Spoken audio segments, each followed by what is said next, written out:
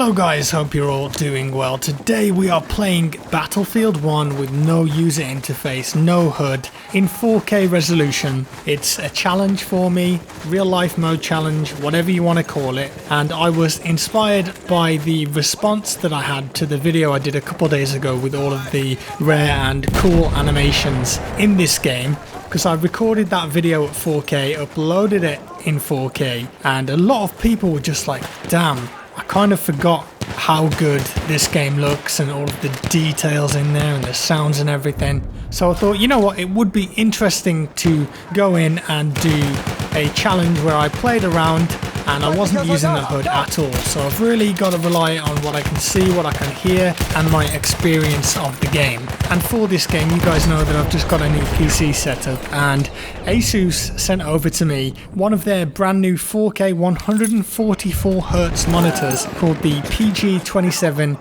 UQ, and this is arguably the ultimate gaming monitor that you can buy at the moment, and we're going to be taking a more detailed look at it at the end of the video. The key points though are 4K HDR, G-Sync and 144Hz support. So back to the gameplay, and I've already picked up a couple of kills here, wanting to move up to the mountainside here so I could look down towards the G flag.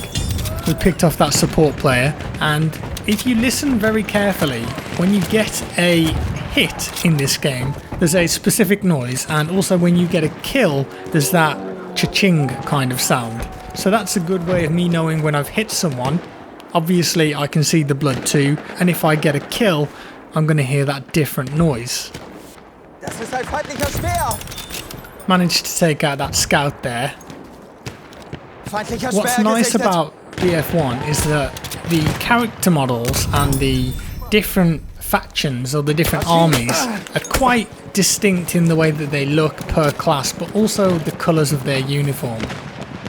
And I hear this guy creeping up on me here, making those crunchy footstep noises in the snow.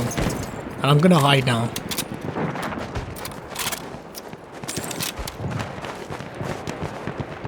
Keep a low profile, I can hear people above me.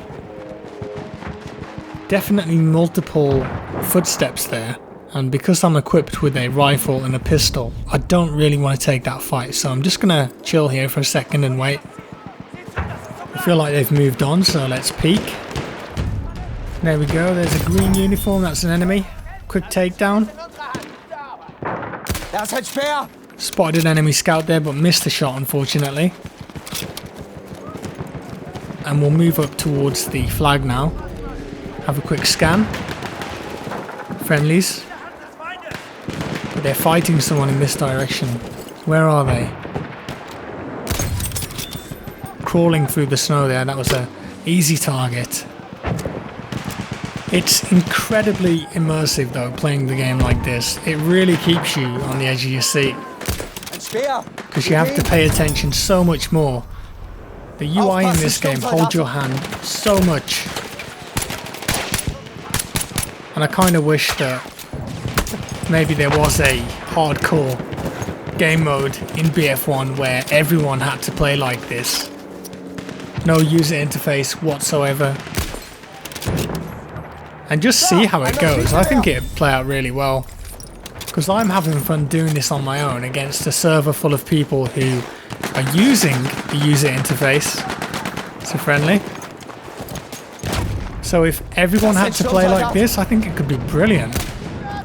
And this guy as well, he's been watching some movies with snipers in. Serpentine movements.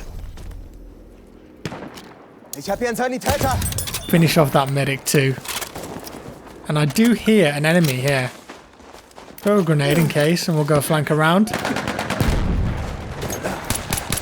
And my teammate was there for me. He got the kill.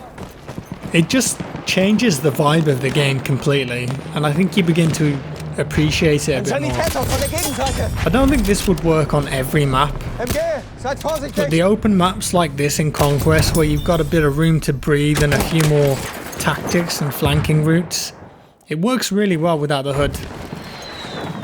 And here I decided to switch it up. I wanted to play as all of the classes in this video, so went for assault. Using the Ribeye roll, which is my favourite assault weapon in the game. Absolutely love it. And we're pushing the enemy back towards their gimme flag. So I'm up in the woods here just looking for snipers because I know that they're going to be on these hills somewhere. We found one. I was going to go in for the knife kill, but I heard the horse, so I wasn't sure. Got another recon on the left. Very easy to identify the enemies when they're wearing those green uniforms, and if they're the Russian sniper, they've got the hood on, so you know straight away that it's a bad guy if you're playing on the other team. Nearly got taken out there, but I just want to get up this branch and on these rocks. I know there's a load of snipers up here. Trying to get up there for the melee kill.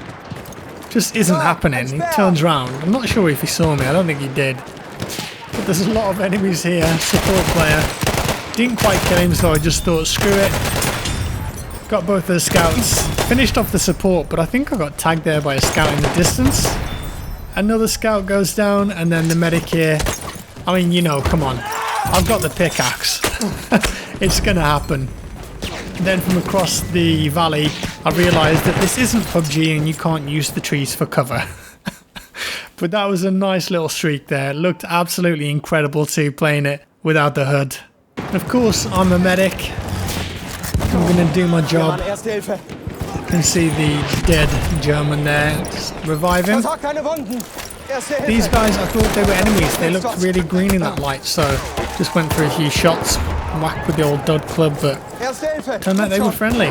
Now here, a enemy horse rider rocks up, goes to attack a recon, jumps off, and then the recon just smashes him in the face, and then gives him the old teabag, realises that I'm watching him, and I think then he's embarrassed. So he just runs off. Yeah, think about what you did. Oh dear, the teabagging will never end. And there's a pine tree, I assume, sliding down the mountain, as you do.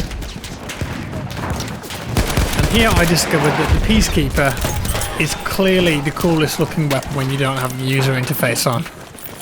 Just the animations and the fire rate, the sounds. Oh, very satisfying. Using this rock here as cover. That's the flamey boy. Don't really have a chance against him, so I'm staying up here. Scout. I think I tagged him once or twice there, so I know one more hit is going to do the job. Didn't quite get him with the Peacekeeper. Reload the 835 again. There we go. Finish off that scout.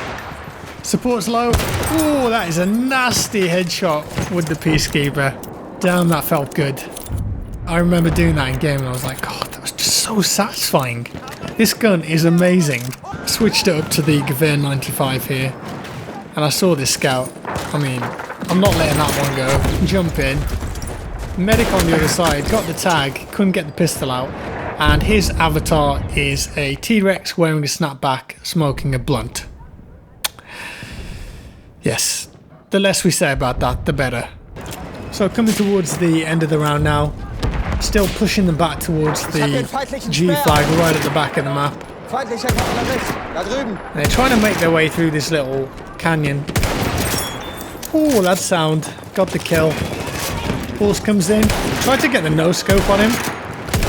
Just looks so cool in the cinematic that. I think he picked up a kill there too. Check that plane. I think it was friendly. And we will continue up the mountain. Support player prone. No, that's an easy kill. And then another guy in the valley there. And this is horrible. I hear the bombs. Just waiting to die. I hated that. That was awful. Still though, respawn, push up the mountain some more. Grenade, listen. There it is. Got a few kills there. And we made it further up the mountain. Going for the castle. I thought that we could pick up a few more kills here. Turn the corner and hello, there's 3 enemies. But we got 1 before we were taken out. So there it is, and then there's like 10 tickets left in the round ends. But we did get the victory, which was awesome. Had so much fun playing like this, man. It just really is a completely different experience, and we finished up 33 for 11 and 12th on the scoreboard, which isn't bad considering that everyone else probably has the user interface and spotting and everything going on, but that doesn't matter. Who cares where you finish on the scoreboard if you're having fun? I really enjoyed this. It's a different way to play the game, and I wish that DICE would experiment or would have experimented with some limited time game modes where stuff like this is forced on the server and everyone has to play without the HUD, just to see how it goes, because I think it could be a really cool experience.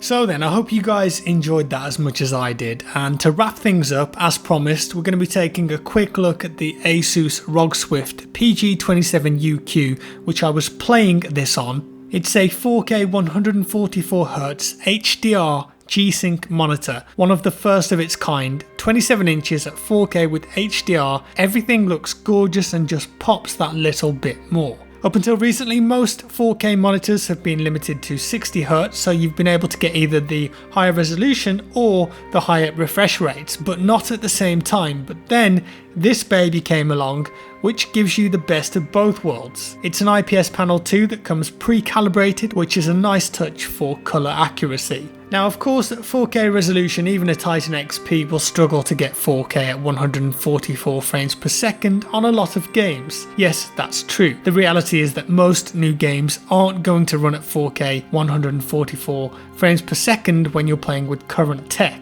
Older games would, for sure, and G-Sync helps too, but you also have to remember that new graphics architecture is rumoured to be out very soon from Nvidia and AMD that will be way more powerful than our current best hardware. In short, this is a very impressive monitor. It looks great and there are no doubts about the picture quality. Being able to combine 4K with high refresh rates and HDR is something special. But of course it comes at a big cost. In the UK, this will set you back around £2,300, which is out of reach for most people, but the reality is that the kind of people looking at this monitor in the first place are the people that can afford to spend that kind of money and also afford a top spec PC. As far as I know, this is the first monitor to be able to combine 4K with high refresh rates and HDR, and that is going to appeal to a lot of people. And just in general, I have to applaud Asus for pushing monitor technology forward with this product. Someone's got to do it. And if you want to learn more about it, there's a link you can click on down in the description below. And that's all for today, guys. If you enjoyed the video, give me a like. If you didn't, a dislike. I do implore you to try playing BF1 without the HUD. Just give it a shot, you never know, you might love it. And if you want to see more videos like this, do consider subscribing, and I'll see you in the next one.